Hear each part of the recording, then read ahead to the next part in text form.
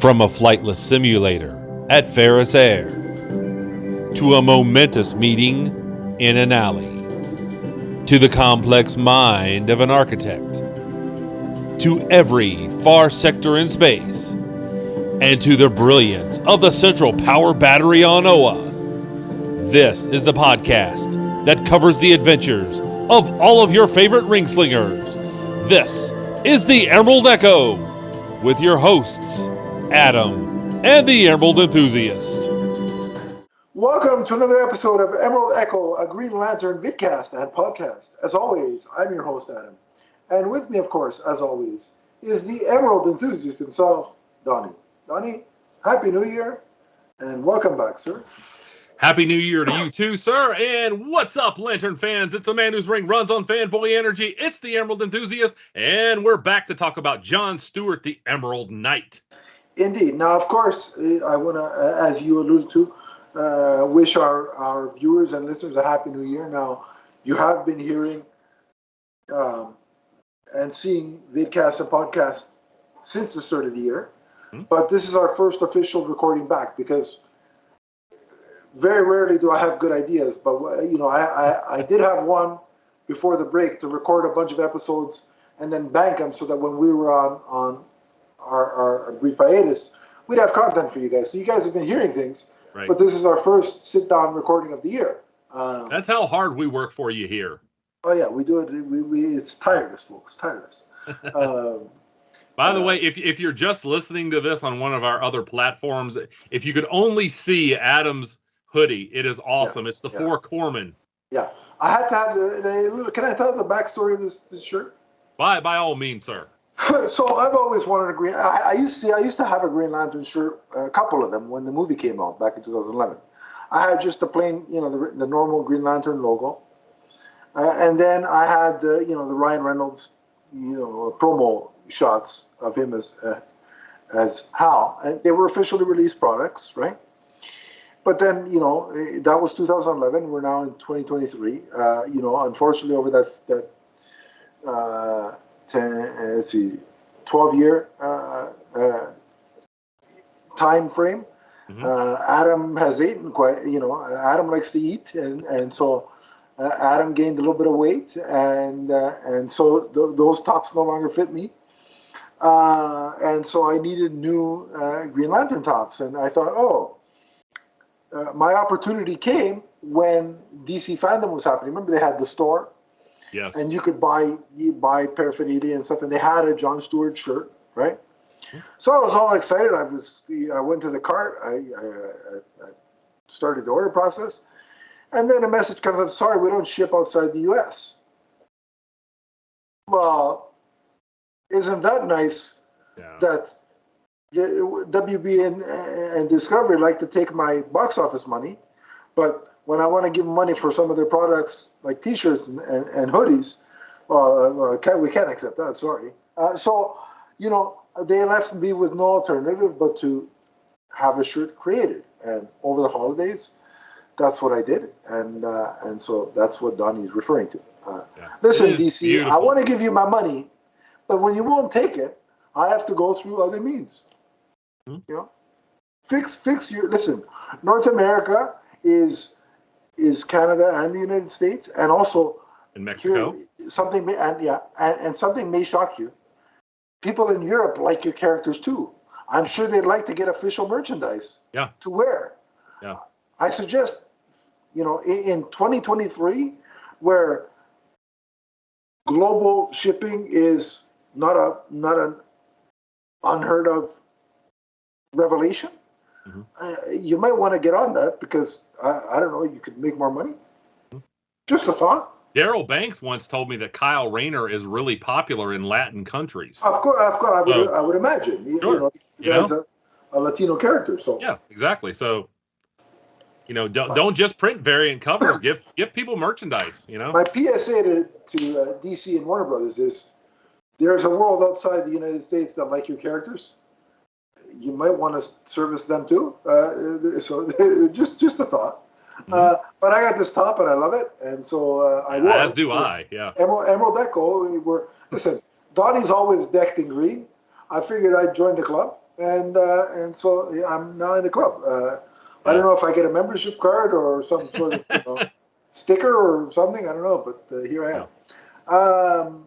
I would say that I'd try to steal it and put it on, but it would rip at the seams. I'd probably never get it over this enormous head I have. So I think we have slight, just minor size differences. Exactly. Not by much, but like I'm Bill Bixby and you're Lou Ferrigno, to keep it green. I'm not quite as defined as Lou Ferrigno. I wish. Well, listen, I was trying to, well, thank you. I appreciate that. I'm trying to give you the ideal, like He-Man and Prince Adam and He-Man, right? There's a difference. Yeah. I'm trying to talk you up, Donnie. Exactly. Like, well, thank you. I appreciate that. If you were single, I'd put that on your Tinder profile, but you're not, so I won't. Your wife wouldn't be too happy with me if I did that. But anyway. My wife once told I kid you not, she told me one time I had this little statue of Gorilla Grodd for years, and I was like, this would be a great Halloween costume. And she looked at me and said, "Yeah, you wouldn't even need makeup." And I'm like, "Hey." That's insulting. Just because it's true doesn't mean you got to say it. See, your wife calls you a gorilla, and I call you Lou Ferrigno. There's a difference. See that? Well, she's the one who married me, so she. So now, why don't I? Now listen, I think I should get some sort of present instead of her on the anniversary, just because I complimented you. Well, so, thank you. where's my present? No, I'm kidding. But I just want to say I'm very happily married. She is very tolerant of all of this stuff that you see behind me. If you're listening to this on like another platform that's audio only, I'm surrounded by Green Lantern memorabilia. Hence why they call me the Emerald Enthusiast. Yeah. No, it's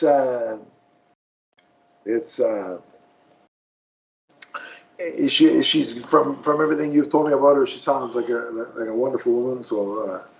All kidding aside, but the top's great. I love it, and I'm gonna get more tops made of characters that I want, and so But there's not really a whole host of news, Donnie,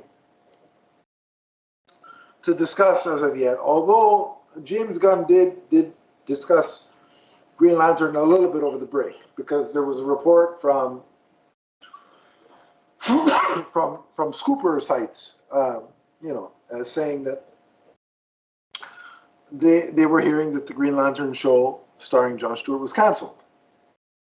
To which James Gunn quote tweeted and said, "False." Right.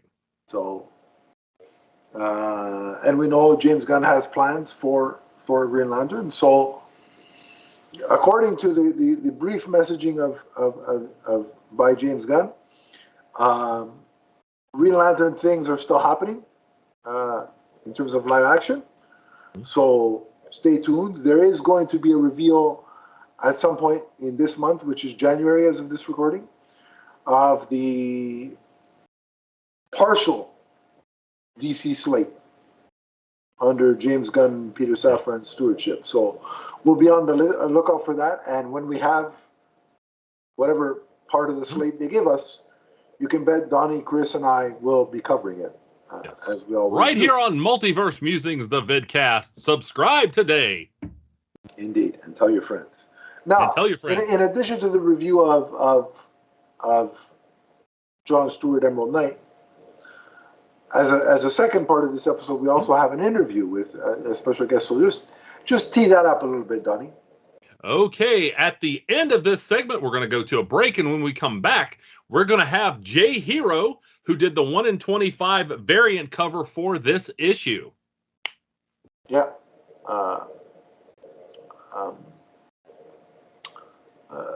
It was a fun. It's obviously it's pre-recorded, and it was a fun time. He was a very nice individual, and it was great to get to talk to him. Yeah, really great guy, and that'll come off when you see and hear that portion of the show.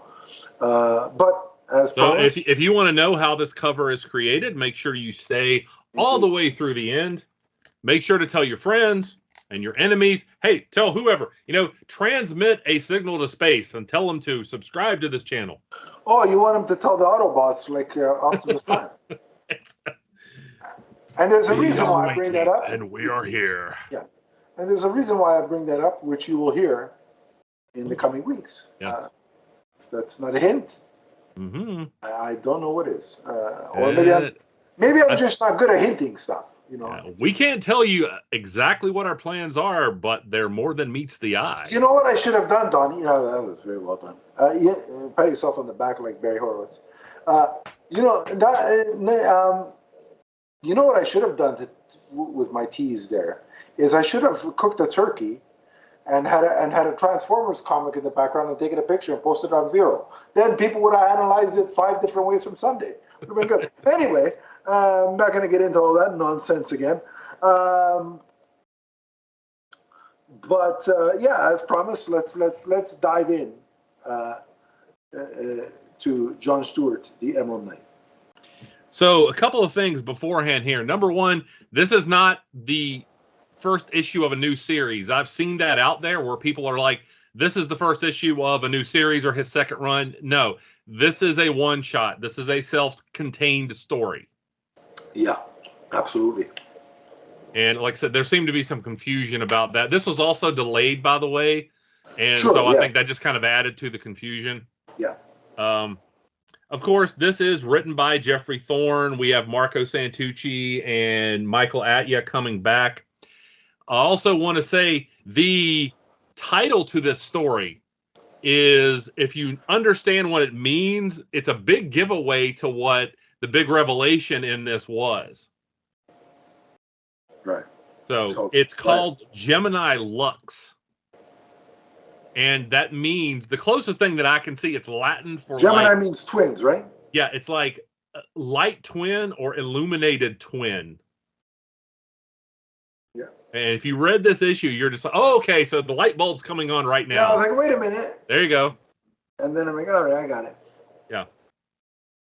So this opens up in the dark sector, and we see that John Stewart and the Emerald Guard, they are battling Phalanx and the army of Isak. And the Emerald Guard is Kens, Nort, Ingrati Key, Hanu, Kilowog, Redexa, Salak, and Pike. Now, Donnie, I just want to ask before you continue. What was it like seeing your favorite character, Nort, again? You know what? I have said this. I think Geoffrey Thorne has written Nort better than anyone ever before. He made me not want to pound my head in the wall every time Nort spoke. By the way, I just on the off chance that James Gunn sees this, James, please do me one favor. I need an HBO Max series on Nort just for Donnie. Yeah. Come on, he wants it bad. Again, as someone who believes that being an ambassador is the way to go as a podcast, I would absolutely promote it, and I would wish for its success. I would bang my head into the door repeatedly that that's the Green Lantern we got, but I would still wish for its success. See, and that's why I said that, just because I like that. I like to yank Donnie's chain a little bit, and also to show that he's the same individual as opposed to some other people that are lurking on the internet. Yeah. But anyway, you continue then. Yeah. So that's where we are. Is again, the big kind of climactic battle here. We see John as the Emerald Knight battling Phalanx, and a lot of this. I think one of the main themes that we see here is kind of temptation. We're seeing identity and who do you want to become kind of playing out here with all of these characters. We saw John, part of this is, the journey where, Lonar being, the character who's kind of been with him this time, the god of journeys, which John Stewart are you going to be? And we see that too with Isak, and that really plays out as this issue progresses. Mm-hmm. And what were your thoughts on the art, especially, the Emerald Guard here, Adam? Oh, the art is, first of all, beautiful. Marco Santucci is great. We've had him on as a special guest on the show twice. Hopefully we'll get him on again. The Emerald Guard, seeing all those characters, there's certain pages where they're all, they're raging into battle. Those pages look great. Also, The title page where they're all coming through together, the Emerald Guard. Oh Goodness yeah, beautiful. gracious. And It is also, anytime gorgeous. there's a location with a landscape, just some beautiful imagery by Marco, like the you know, the vividness of it. It feels like a real place as you're looking at it, right? Yeah. Well, Phalanx, he succeeds in blowing up the planet, and John is able to like stabilize this and or stabilize the Emerald Guard, that is, and save them. Yeah. And so, yeah, and by the way, once again, Michael Atiyeh, the colors on this, I think, are just superb. I was going to mention that the colors are beautiful. Yeah. Yeah. And I also, again, I like the close-up views here. You know, there's one conversation between Lonar and John that's, again, drawn very well. And again, we're talking about one of the things that plays out here is the different versions of characters. We see that some of the characters that we see in the dark sector, they liken this to like a big, like an ocean, and that like kind of rolls into little tributaries that disconnect and then eventually connect to the river again, a smaller body of water that connects to a larger body of water. So the characters are there. They're real, but at the same time, they aren't. Yeah. So you get a little bit of a paradox here. And that's what I like about Geoffrey Thorne's writing is you think it. Geoffrey Thorne will make you think. It's not just a straightforward story. By the way, there's nothing wrong with the simple story, but I like how he delves into the lore, and he also throws out concepts that are very deep sci-fi concepts. And you know what? That there's a benefit to both ways of storytelling. I like the straightforward, superhero action romp, right? Yeah. But I also like to think a little bit too at the same time. It depends on how it's written, right? So whereas, for example, and this is no slag. Look, I'm not trying to slag on anybody, but the Green Lantern run by Grant Morrison, it made you think, but it also gave me a headache because I couldn't figure out what the hell was going on half the time. Yeah. Whereas with Geoff Thorne, it made me think, but I could follow along because it was coherent, competent, and so I was able to follow along. Not to say I don't like certain Grant Morrison runs. All-Star Superman is great. His New 52 action run was great. His Justice League run is great. Some of his Batman run is great. Multiversity, not so much. But so again, not trying to hate on Grant Morrison, just that when it comes to Green Lantern and making me think, if you gave me two runs, the Green Lantern or Geoffrey Thorne's, I'll take Geoffrey Thorne's all day long. And I also like the touches of humor here. I forget which member of the Emerald Guard said this, but they're actually looking at hyper time, and John mentions that's what it is, and he says, hyper time, that word means sprockall to me. And I'm like, that's a good way to curse without actually cursing. But yeah, like I said, I'm going to start doing that whenever I want to curse. There'll be a lot of sprock used on my TV when the Leafs play. Yeah, that would make sense. So, and remember now, John at this point as the Emerald Knight, he's harnessing the power of the Godstorm, and that's how he is confronting Phalanx, and I think that's how you say it, Phalanx and Isak here. Yeah. So we also see that Isak, his kind of end game is that he has been tapping into hyper time. He wants to create his new gods, okay, his own version of new gods. And go ahead, sir. That's certainly a lofty goal. Mm-hmm. Creating a new god. Right. And we learned that the reason why he's kind of able to operate in ways that the other new gods can't is that he doesn't have a designation, whereas Lonar is the god of journeys. Once they are designated in such a way, then they have limitations. Mm-hmm. He's kind of been playing outside of the out of bounds, so to speak, and trying to create this reality that he thinks should exist. Yeah. It's yeah. He's one of those villains where it's like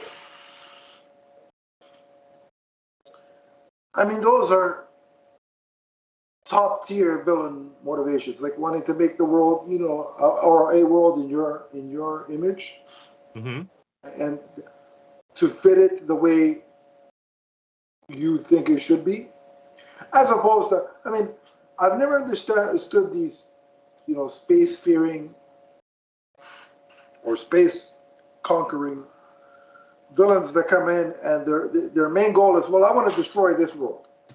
Well, what's that ultimately going to get you? Whereas if you come in and say, well, I'm doing this so I can recreate this world or the world in my image, or the way I see, that's really like, I mean, if you made a list of villain goals, like a hierarchy, since the hierarchy of DC power is not changing in the Rockstars, I'll use the term. If you want a hierarchy of villain end games, not the Marvel movie, that would be, I think, at the top of the list. So a very, very formidable villain. That again, I like the scope of him because, especially when you're dealing with the Green Lanterns, but also somebody as now powerful as John appears to be.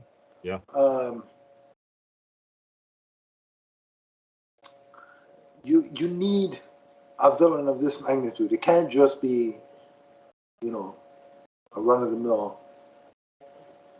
villain that could be easily dispatched of. Well, yeah, I mean, if you have a godlike character, if that's what your protagonist is, then you have to have a more powerful godlike character to be able to confront that character.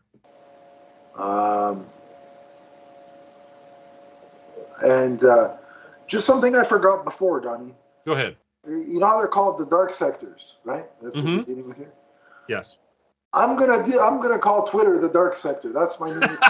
That's the so I'm like, you know what? He's talking about Twitter. This is great. So yeah.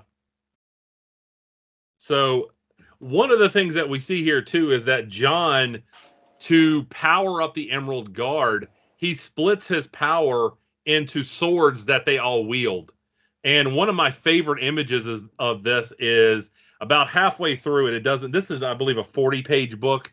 It doesn't give the page number, but John comes through in a full suit of armor to fight. And my goodness, it's such a great image. And what do you think was on my mind when I saw John in this suit of armor?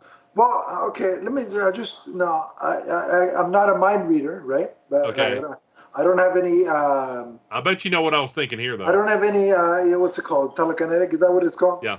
Yeah. No. What's the telepathy? Thank you. Telepathic power. I don't have any telepathic powers, but I'm going to guess that when you saw that image, Donnie wanted an action figure. You ding ding ding ding! You win the turkey, man. Let me tell you. Where's the turkey? I need to take a picture. I got the graphic novel Transformer in the background. Where's my turkey? I want to take a picture. I saw that and I was like, goodness gracious. That armor and that light sword, I was like, man, I want this right now. But Donnie, please, Big Bad Toys I already pre-ordered 2 things that I shouldn't have, but I'll tell you about it later. Yeah. Did you hear Dorkside Toys went under? Seriously, they closed down Dorkside Toys. Yeah, that's another podcast, but yeah. Is that what they're called? Yeah, it was. Yeah, Dorkside Toys is one of the biggest toy sellers. Oh, I was talking about, what did I say? Didn't I say Big Bad Toy? Well, yeah, but I'm just saying, when you said Big Bad Toys, it reminded me of Dorkside Toys. I thought you were going to make a joke, but I guess not. Yeah. No. Yeah, that's a shame. Yeah. Yeah, no, carry on. Yeah. So anyway, we see that Isak temporarily gets the upper hand on John and manages to immobilize him. And guess who rides to the rescue, so to speak? Now, remember what the title was. Yeah. Well, and this is where things got really interesting. Right. And to the point where I had to I'm like, wait a minute. Am I losing? And again, it could be entirely possible. It could happen at any time, which is why I asked the question when I saw this individual come into play, which Donnie will spoil in a second. But I'm like, am I losing my mind? Am I seeing double? Or... And it turns out I was seeing double, but not because I was concussed. Right. Because who showed up, Donnie? It is another version of John Stewart. This is a green the Green Lantern, the Green Lantern version that we also saw in this run, not the Emerald Knight version. So we have the John Stewart from the Dark Sector, and we have the other John Stewart. Okay, and what we have here is we see that he shows up, and that John has not only split his power here in the Dark Sector with the Emerald Guard, but he has also given this power to this other version of himself. And we see the two of them. And I wish I could do that. You know what I would do? I would love to meet another version of myself who has this many collectibles. And then right when I made friends with him, then I would like kick him through the barbershop window like Marty Jannetty. Oh, so like me with my multiverse selves, where I DDT myself, or a version of me, a power bomb, whatever. Yeah. No, but imagine, Donnie, one of you could go to work. Like if there were two each of us, right? Mm-hmm. One of us could do our daily, be responsible adults, and the other, and us, we could just podcast. That would be great. That'd be great. We could have so much content on YouTube. I mean, this is amazing. I want this to happen now. Of course, I would get a couple of the multiverse wives, and the other goof could go to work and go to karate class and do all the hard stuff. While I just enjoy the fruits of his labor. I like this idea. Somebody make it happen, universe. Let's go. Where's the clone? Why are they wasting the cloning technology on sheep? When you and I are right here willing to participate. My poor wife, though, I don't think she could take twice of the Green Lantern talk. Well, we could create another one that does. Like, imagine there's a version of you that doesn't talk about Green Lantern. He could spend some time with you. Not all the time, but like the plot to Multiplicity. Yeah, which is a Michael Keaton. My favorite Batman. Whatever. But anyway, no. Like, imagine. Well, this is a tangent and a half, but it's fun. Imagine like for like the daytime hours of the day, right? Mm-hmm. And then this non-Green Lantern enjoying Donnie gets to spend time with your wife, and then for the romantic dinners and the romantic evenings, that's when you take over. I mean, there you go. Tell me it's not a win. This is the stuff I think of, folks. Yeah, exactly. So this is why you tune in. You like these. They don't care what we think about actual Green Lantern. They want to hear the nonsense. Right. Speaking of Green Lantern, carry on. Okay, well, one of the big moment comes, and that is John forcing Isak to choose, what are you the god of? Oh, that was cool. That was a cool moment because that's how you beat him. Yeah, exactly. Right? And he has limitations now that he is the god of nostalgia. And this is what I wanted to talk. Okay, we all love. Okay, obviously, comic book fans. Most of us were nostalgic about our childhoods. We stories and characters that created an impression upon us. However, have we not seen in multiple fandoms, including Green Lantern, there are some fans out there who are very toxic. They have taken nostalgia. No, you don't say. They've taken nostalgia to a dark place. Yeah. And this, I kind of see that in what Geoff Thorne did here. Now, maybe this is my take, and maybe I'll ask Geoff Thorne someday, and he'll say, you're way off base. But that's why we do these podcasts, is we like to give our different opinions. Or I'll say, listen, I did my thing on Green Lantern. Leave me alone. I'm moving on to the other things. Exactly. Stop sending me messages. Yeah. But yeah, like I said, and even the way that he's drawn after he says, nostalgia, what have you done to me? I mean, he kind of has this kind of, evil look about him. And it just reminded me of all of these toxic fans that I've come across over the years. Again, many fandoms. And, things are the way, they'll tell you some version of things were perfect 10, 20, 30 years ago. And everyone who's come since then, they're messing everything up. They're insulting the fan base. They're dividing us, yada, yada, yada. And I thought about that as I was reading this, and I was like, if that's what Geoff Thorne, if that's what he was thinking of, this is really brilliant. Very timely. That's a fantastic thought process. But now thinking about it, I think you're right. And like I said, and I may ask him about this, and he may be he may tell me you're way off base. Yeah, I think you're right. But yeah. So, and now I don't want to give away everything here because this ends with John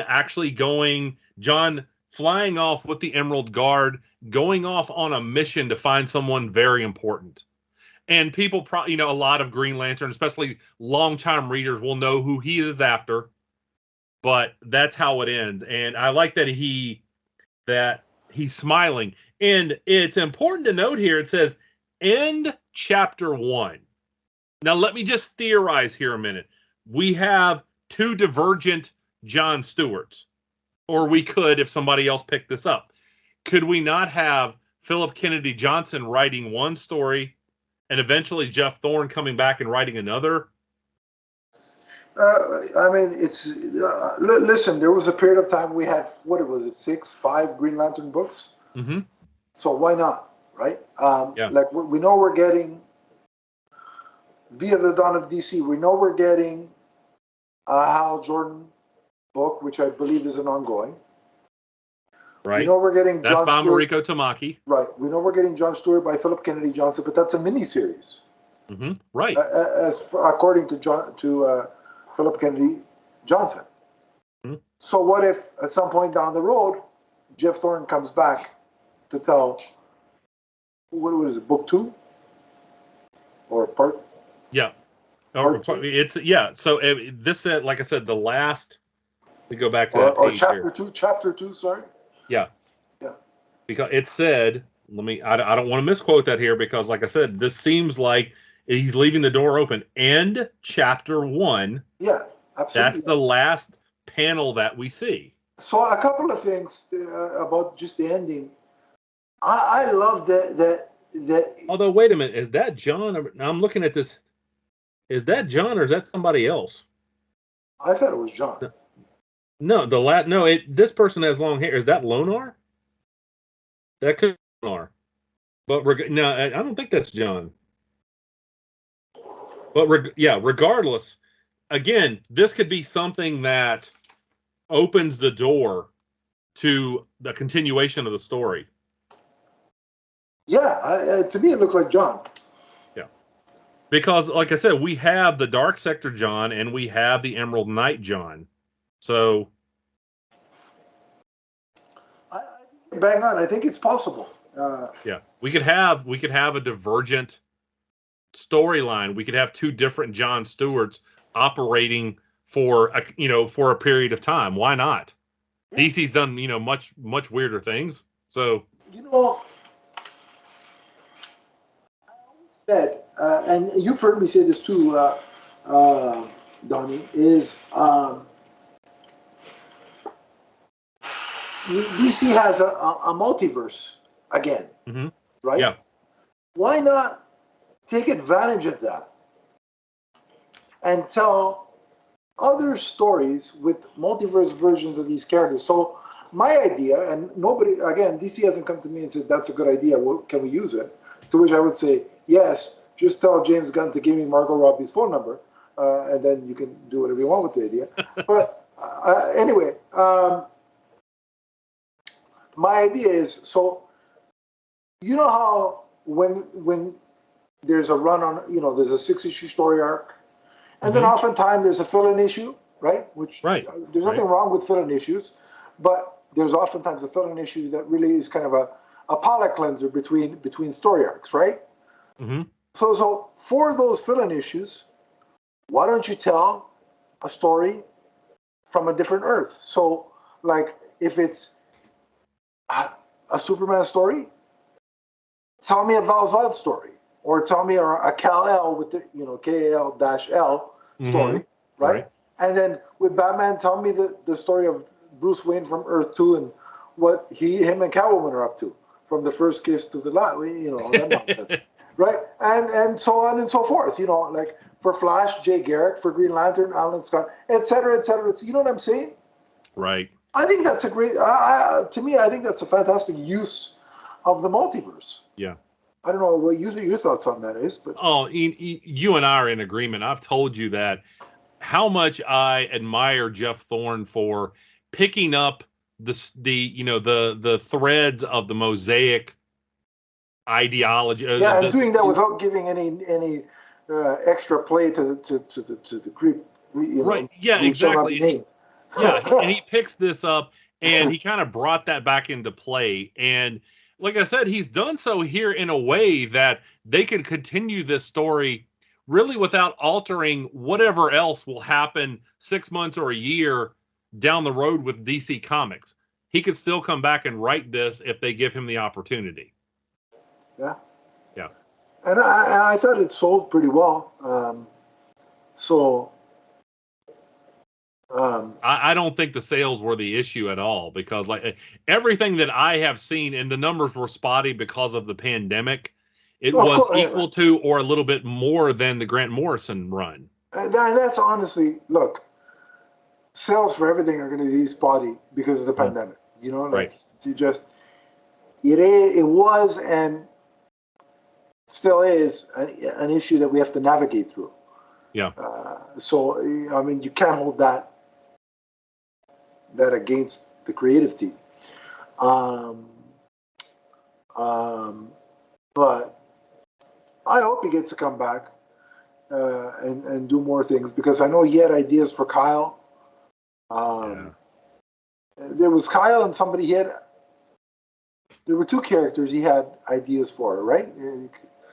He told me, but I don't think I'm supposed to say exactly everything that he told me that his plans were Kyle for. But goodness gracious, no! But he was on a podcast where he talked about his plan, right? He was on another show. Yeah, he did. I don't think he laid it all out that way, though. I could be wrong. I would love to. What he told me sounded magnificent, and I'm like, man, I want this story now. I'm glad he's telling you things. Nobody tells me anything. The hell am I, Chuck Lewis? No, I'm kidding. No, but yeah, I like I said, I'd like to see what he would continue to do with John Stewart, or what he'd bring to the table for Kyle. So I'm with you. I'd love to see him come back down the road and revisit this for sure, and spend more time on the Green Lanterns. But yeah, at the very least, I hope that if Jeff, I mean, and he's a guy who's extremely busy, someone as talented as him, and who is out in Hollywood and doing all these things, winning awards, things like that, he may not come back to Green Lantern. I would love to see someone else pick this up if he's okay with that. And kind of like with Joe Mullane, right? They've had other people pick up the character and work on her, right? Well, and he himself said, he was the first to kind of pick Joe Mullane up after N.K. Jemisin. I think I mean, it's kind of inherent with these characters, right? Mm-hmm. Where a creative person has their, or creative team, I should say, has their time on a character, and then somebody else comes and picks up the baton and does their work. So, I mean, I don't think Geoffrey Thorne is going to be like Chris Nolan when WB wanted to use Batman in a Justice League movie, and Chris Nolan was like, no, if you do that, I'm not making any more Dark Knight movies, right? And so Chris Nolan had a hand in kind of, it wasn't his fault, it was a writer's strike, but kind of helped to put the kibosh on 2008's Justice League, right? Mm-hmm. So I don't think he's going to do that to that degree. So, but I just think, look, he had a great run, and I'd like to see him continue in the world if that was something that he'd want to do. And if DC was for that, I'd continue reading it for sure. Right. I would just, like I said, I would like to see the more development of these two different John Stewarts, and more with hyper time. I like this idea that there's kind of this other reality that's kind of it's real, but it's not quite real, and you can roll it into another continuity. That's just an interesting plot device that I think you could do a lot of interesting things with. Agreed.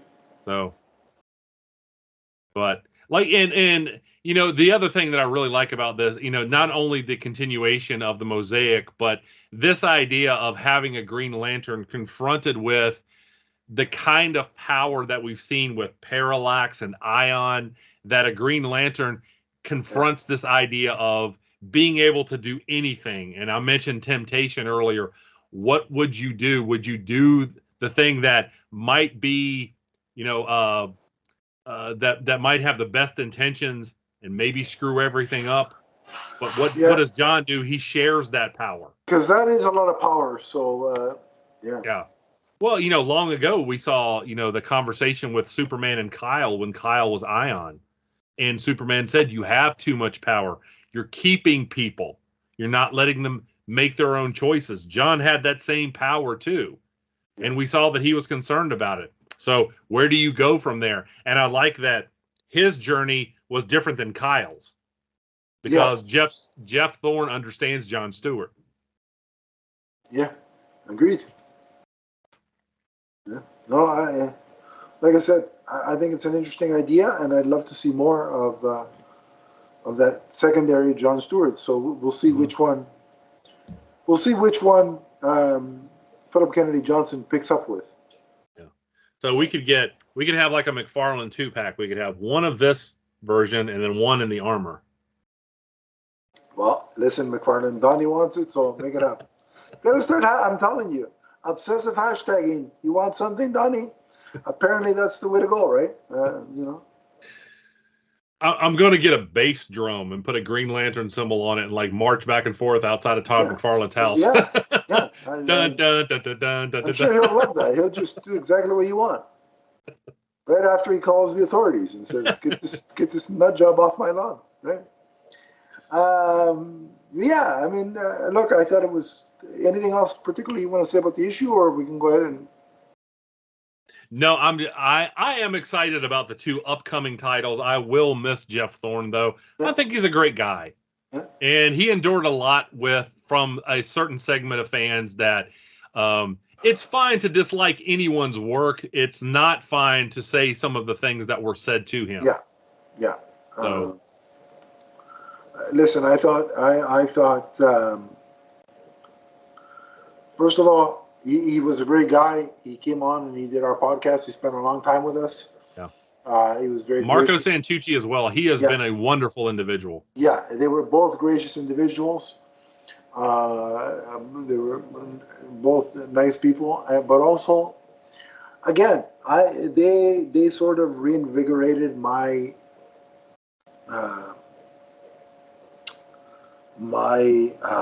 desire to read Green Lantern, because I was burnt out from the Grant Morrison run.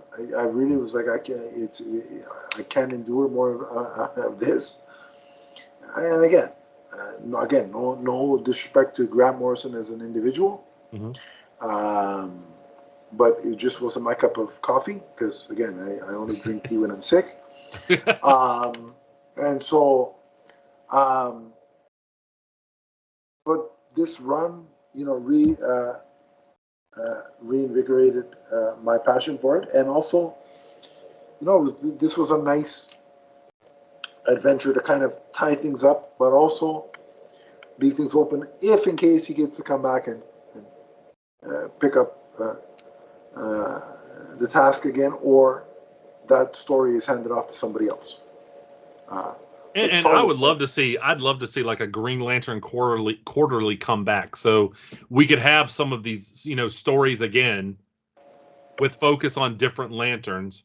Oh, you're going old school with the quarterly, right? Oh yeah, give me that. Give me some kind of anthology. Speaking of nostalgia, Donnie's just pulling it out of the cupboard. I love nostalgia. What's next? You're gonna pull out a Stretch Armstrong figure from the cabinet? They ever made a Green Lantern Stretch Armstrong? You better believe I'd buy it. Why did I knew you were gonna say? But no, seriously, the thing is that characters have to change and develop over time. No matter how much I liked past Green Lantern stories, it doesn't mean that somebody can't come along and tell something a little different. Yeah. And I haven't liked everything Green Lantern. There have been a few stories that aren't my cup of tea, but Yeah, that just because doesn't. he rates everything that we've reviewed so far high doesn't mean they're all gems. We No, get that. there's a couple I could talk about. I won't on this We will podcast. eventually at some point. Yeah, there's a couple that I thought were a little, lackluster. So, but yeah, and like I said, I like this idea of looking back at a story that really couldn't be touched because of what the writer did, and kind of modernizing it without being, having to go back and again deal with, the controversy with that writer, modernizing it, taking parts of that story that were still good, using them in this way, and giving us, like I said, I love weird cosmic stories. You probably knew that. That's kind of an essential for a Green Lantern fan. And I just liked all the weird areas where Geoff Thorne went with this. So yeah, I'm in agreement with you. So and with that being said, let's give it a rating, and we'll do, remember, out of 5 for story and 5 for art. Mm-hmm. Oh, 5 and 5. Yeah, I'm in agreement with you. I love the story, love the art. It was great. Again, it was both. It served both as a wrap up, but a possible entry point for something more down the road. I think but on its own, it's a complete story, and I thoroughly enjoyed reading it. It captivated my attention the whole time. So a perfect score for me. 10 lanterns out of 10 on the whole. How about that? There you go. Yeah. But yeah, so it was a good start to the year for Green Lantern content, and we're fixing to get a lot more in the comic universe. So be on the lookout for us reviewing both those titles on the regular as they come out. Right. And we haven't given up on going back and reviewing the old Kyle Rayner Yeah, issues we're going to either. do that too. Listen, we will be back with those. Yeah. Folks, there's a lot of content coming your way. That's all right. there is to it. Right. We just have to spread it out a little bit more. So, because we're human and we need, sleep, we need to eat, we need to, work, do the functioning things that we have to. Yeah. Unfortunately, they don't pay me if I don't work. So. Yeah. So, but we are going to get to all these things. It would be great to have a hypertime version of me that I could send to work. That's what I'm saying. That's the whole multiplicity thing that we talked about earlier. Right. So, but again, this show is not done. What we're going to do now is take a break, and on the other side of that break, we're gonna have the interview with Jay Hero, as we said. Mm-hmm. But before we do that, because we're not going to do it in the second half of the show. Let's give our social media plugs now, and then we'll transition to our break. Okay. So, Donnie, when they're done listening to the interview, where can they find you? You can find me on TikTok and Twitter as The Emerald Enthusiast. You can also find me on my YouTube channel, that's Emerald Enthusiast. One of the things that I recently uploaded is a review of the Sideshow statue of John Stewart. Yes, which is the one I have to watch because I just saw that you posted that this morning. I think it was this morning, right? Yeah. There was a lot of footage in that because I didn't know. Reviewing a statue and making it interesting is more difficult than a figure. So yeah. There's a little insight into a product reviewer. So I look forward to watching that. And then when you guys are done watching Donnie's videos, if you want to come and follow me on social media, it's at Adam_LeafsFan on Twitter. I also have a Mastodon link, which I will post because I don't remember that. I know the handle is at Adam_DCFan, but there's some other mumbo jumbo that you have to type in to get there. Actually, just type that in, you'll find me. But I'll have the actual link in the YouTube description. We also have a Facebook group, which is listed in the link in the description below. Click the link. I will add you. We can continue the conversation there if you so choose. But as we go to break and you prepare to enjoy our interview, because I didn't say this at the end of the interview, remember that John Stewart, the Emerald Knight, is forever from the first version of John Stewart you see in this issue to the last. So long, everybody. Don't go anywhere. We'll be right back. What's up, everyone? It's the Emerald Enthusiast. For all of your multiverse viewing and listening needs, check out our shows, which include Teenage Mutant Ninja Turtles, Ghostbusters, Power Rangers, the Marvel Universe, and the DC Universe, including the Emerald Echo podcast. You can check us out on Podbean, and remember to subscribe right here on YouTube. That's the Multiverse Musings Podcast Network. From the first podcast to the last. And we're back. Indeed we are, and as promised, we have a special guest. So Donnie, as always, give him your patented introduction. Ladies and gentlemen, boys and girls, and all beings of the Omniverse, please welcome to the Emerald Echo, the artist on the variant cover of John Stewart Emerald Knight. This is Jay Hero. Welcome to the show, Jay. I love it. He does that with everybody. We're wrestling fans here, so he's very much he's giving what was the guy's name? The wrestling announcer? Howard Finkel. Yeah, so you're giving Howard Finkel a run for his money. I love the energy. Thank you so much for having me on. Yes, sir. We're glad to have you. Thank you for joining us. So let's get right into the proceedings. Donnie, if you don't mind, I will ask our first question. By all means, you're the host. I'm the star. So well, here you go. So Jay, tell us about your background with comics. Oh man, that's a great question. Well, I was initially introduced to like superheroes initially through I think it was the cartoons and then the movies like Superman the movie and then the Justice League series, and because I was born in 1991, so all that stuff that happened in the 90s during that time that was there, it was definitely inspired my desire to go read more about these characters and to learn more about comic books. But then there was also a period of time where I didn't read as much because I didn't feel like I didn't feel as seen or as represented in these books. And so there was a point in time where I just didn't read them as much, and I kind of, dissipated from or deterred from my original desire for comic books and things like that. But I always maintained a sense of a passion for superheroes despite all of that. But I eventually came back, like maybe in around, I think, the New 52. And then I was on and off since then. And then today, I can't say that I've been reading comics consistently, but I do pick up, I think the last title I read, of course, was my girl Nubia, because I love her. And so by the wonderful Stephanie Williams. And yeah, I think right now my relationship with comics is just, I feel it's as I've gotten older, or as I continue to grow as an artist,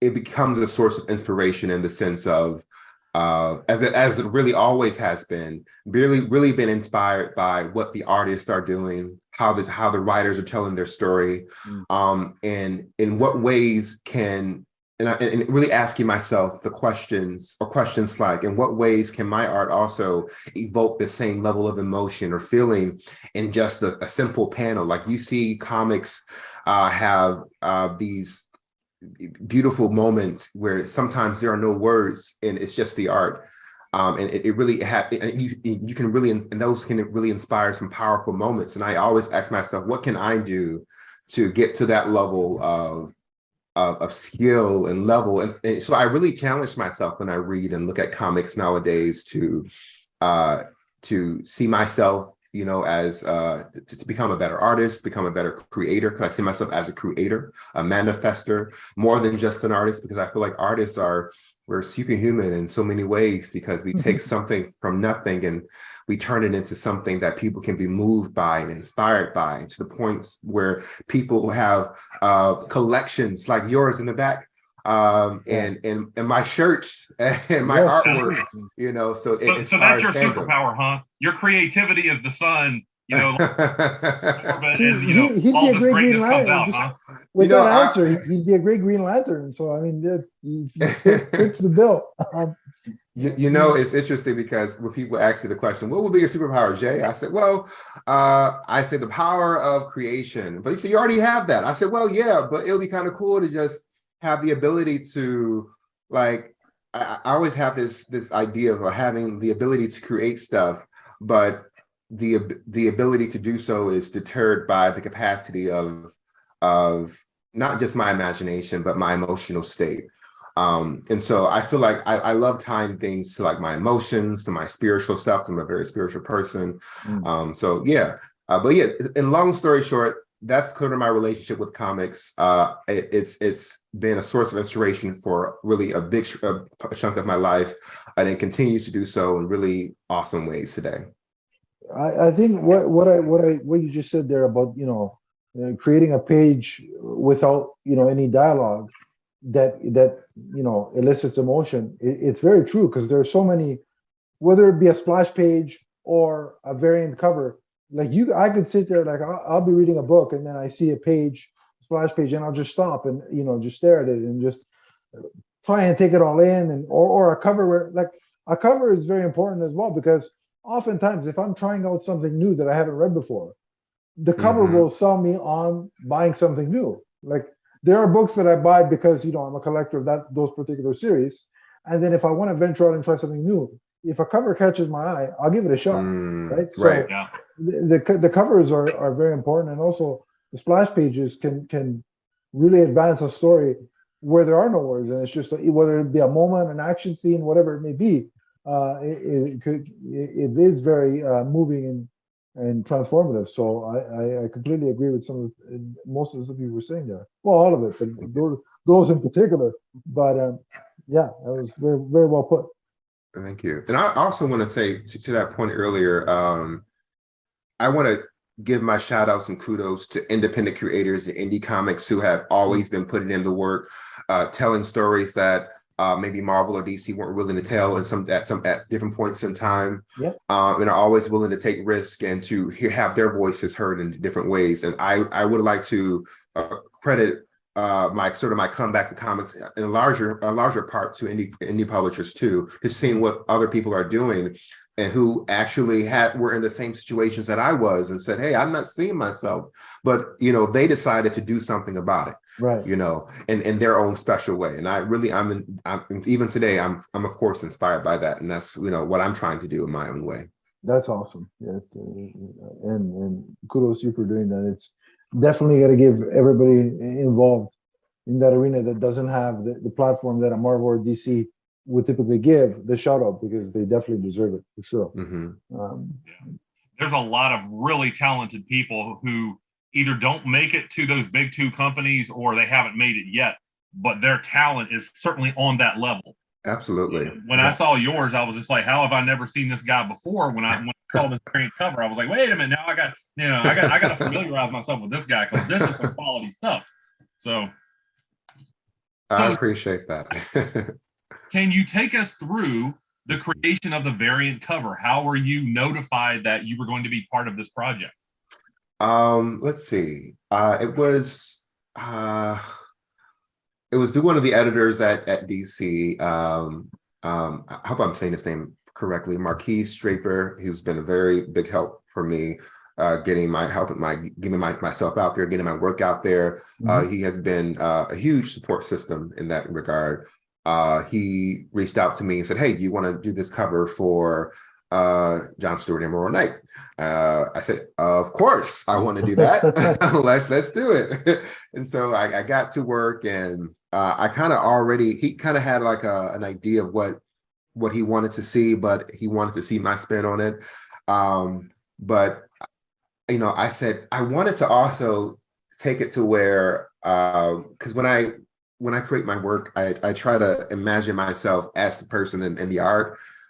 So I ask myself maybe a few questions, like what kind of emotions do I want to evoke? What sort of experience do I want people to take away from this artwork? And 3, how does this artwork help elevate the story?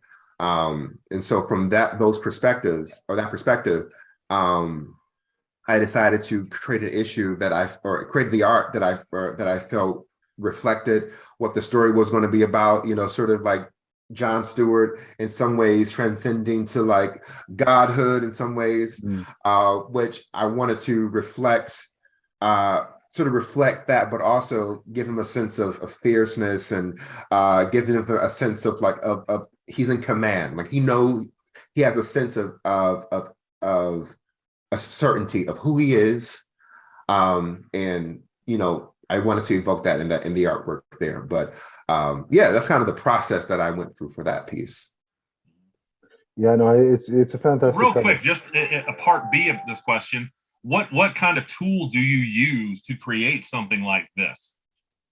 Oh yeah, of course. I'm a digital artist primarily, although I haven't done traditional stuff in a very long time. But I use Procreate. I have an iPad that I use Procreate on, and I also use Photoshop primarily for a lot of my pieces as well. And then Photoshop is really where I've been using Photoshop because I'm also a graphic designer. So I do design brand identities and logos, things of that sort, in addition to illustration. And so I've been using Photoshop for quite some time. So I was like, what ways can I use my Photoshop skills to like elevate my illustration skills? And so I always try different things, different like effects and, filters and brushes and whatever I can do to make help my work stand out.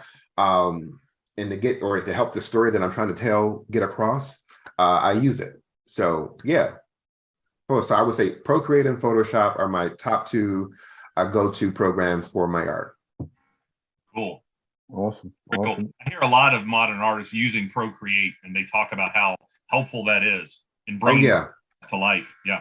Absolutely. Procreate has been very vital in the sense that it's allowed me to take more of my art mobile with, and so I can, and when I'm inspired, I don't just have to stay at home on my desktop sitting all the time. I can take it, like I just took a vacation to Atlanta recently, and I just took my iPad with me there, and I was able to work there. So yeah, it's been very advantageous in that way. Awesome.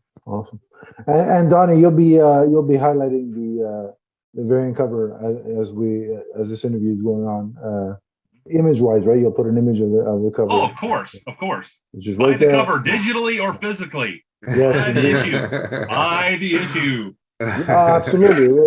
We that's one of our main goals with this podcast is to highlight the fact that if you enjoy the medium, whether it be digital or physical, because I know, listen, collecting comics and buying comics can cause havoc to space, physical space.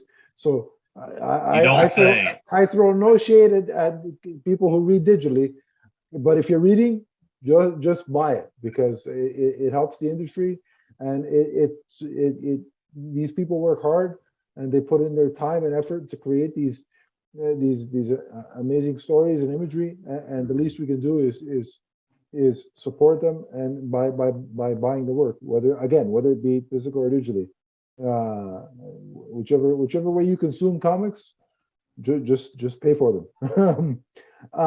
Last main question that I have for you is, what's next for you in terms of both comics work that you'd like the characters you'd like to work on, and outside of comics work? Oh man, that's another great question. Well, within comics, I would just say, Marvel, I'm coming for your neck. You're next. You're on my list. I would love to do. Well, back at DC, I would love to do Nubia. Like, just give me one Nubia cover, please, because it's my girl. Like, I love her so much. And then I would love to do, of course, Superman. Yeah, which I will say. Well, I want to do an official cover for Superman. I would love to do that. Awesome. And then whether it be Val Zod, whether it be Calvin Ellis, or is it Ellis? Calvin Ellis, Ellis, and or Clark, or even John. I want to do Superman cover. Back at Marvel, man, I for some reason I'm thinking of Carol here, Captain Marvel, right? Because I have this theory that because she has because her last name is Danvers, and she has a Superman-esque like color scheme. Yeah. She's like a Kryptonian from another world in the Marvel universe. In she's related. I have this theory, but I would love to draw her to Monica Rambeau. Yes, I would love to draw her as well. Well, of course, Storm. But there are a list of characters that I would love to visit and draw, officially. But honestly, go ahead. I'll throw one out that I think you'd be great at, just because I love the character, Blade. Oh yeah, Blade. That's another great one too. Badass Blade, I think, definitely. Yeah. I've been interested in drawing more horror-based stuff to see what that looks like for me in my kind of style. But speaking of things that I'm doing moving forward, this is actually a good way to point to talk about this. I am doing something called the Black Power Project. And that is something that is highlighting Black superheroes, in which I'll be partnering with Black writers to tell the stories of these superheroes from a historical perspective, while also, they'll be discussing how these characters have impacted their lives personally. And so that'll be done in tangent with the artwork that I'll be, selling on my website with my prints. So I have Storm and I have John Stewart Green Lantern on my shop now. The Black Power series, one of which is behind you, right? Yeah, and this is the Green Lantern is behind me. So they are both 11 by 17 foil prints. The Storm is iridescent holographic foil. The Green Lantern is, of course, green foil. They're really dope. So my goal is to do more prints in this series, and so I want to break out the series in in groups of 5. So the first 5, of course, like I said, are John Stewart, Storm, and then I want to do Brother Voodoo. And then next is Vixen, Monica Rambeau. And so those are my first 5. And then the next roster, I'll focus on another 5 superheroes, and I'll partner with 5 additional writers. And so my goal is to really, for this project, is to collaborate with different writers and to help get their voices and stuff heard, so that not only will people have an opportunity to see art from my perspective, these characters from my artistic perspective, but they also have an opportunity to see why these characters are meaningful from someone else's perspective through writing. That's a fantastic initiative. Great stuff. Thank you. I encourage all our viewers and listeners to check that out and support if you can.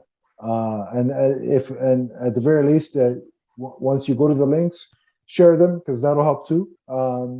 And so great stuff, and look forward to seeing that.